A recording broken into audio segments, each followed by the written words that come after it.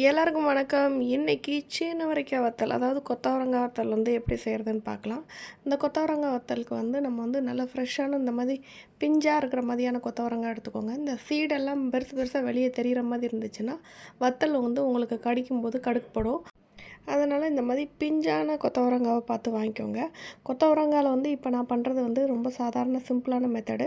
இதுவே நீங்கள் மோரில் போட்டு கூட பண்ணலாம். அது இன்னொரு மெத்தடு. ஆனால் அதை விட இதுவுமே நல்லாயிருக்கும். இது நீங்கள் இன்னுமே லாங்காக ஸ்டோர் பண்ணியும் வச்சுக்கலாம். ஸோ இந்த மாதிரி கொத்தவரங்காய் நீட்டமாகவும் போடுவாங்க. நான் கொஞ்சம் குட்டியாக போட்டோம் அப்படின்னா சின்ன பாத்திரத்தில் கொஞ்சமாக தேவைக்கு கூட நம்ம கொஞ்சமாக எண்ணெய் ஊற்றி கூட ஃப்ரை பண்ணிக்கலாம். பெருசாக போட்டோன்னா அந்தளவுக்கு நம்ம எண்ணெய் நிறைய ஊற்றணும்.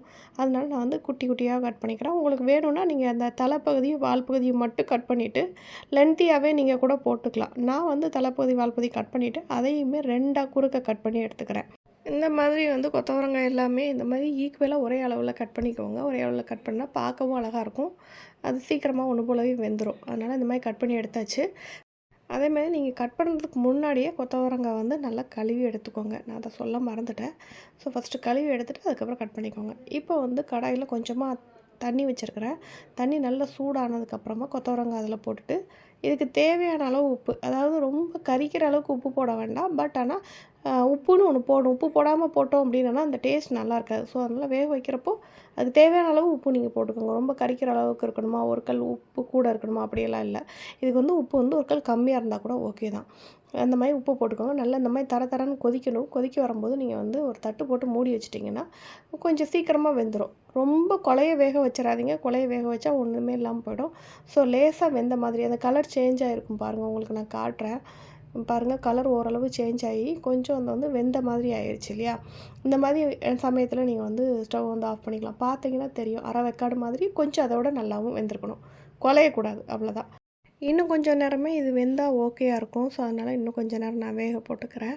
இதை நல்லா சாம்பார் சாதத்துக்குலாம் இதெல்லாம் வறுத்து சாப்பிட்டீங்கன்னு வைங்களேன், சூப்பரான டேஸ்ட்டில் இருக்குங்க. அப்படியே சாம்பார் சாதம், பழைய சாதம், அப்புறம் தயிர் சாதம், அப்புறம் வெரைட்டி ரைஸு, இப்படி எல்லாத்துக்குமே நல்ல ஒரு காம்பினேஷனாக இருக்கும்.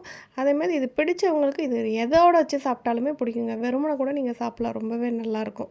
இது இப்போ ஓரளவு வெந்துருச்சு பாருங்க. இப்போ கொஞ்சம் நல்லா வெந்துட்டு, ஸோ இதை நான் ஒரு வடிகட்டியில் அப்படியே எடுத்து போட்டு தண்ணி வடிய விட்டுக்கிறேன்.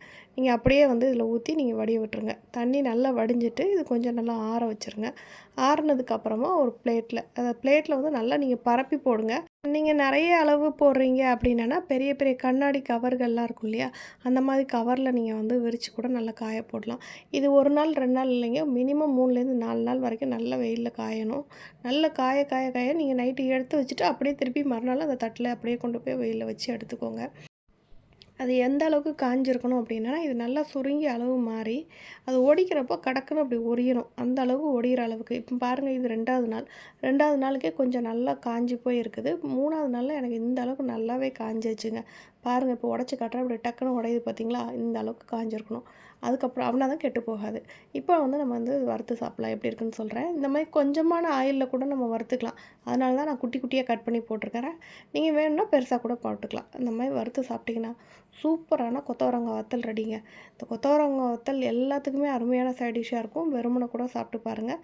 பிடிச்சிருந்தால் லைக் பண்ணுங்கள், ஷேர் பண்ணுங்கள், சப்ஸ்கிரைப் பண்ணுங்கள். தேங்க்ஸ் ஃபார் வாட்சிங்.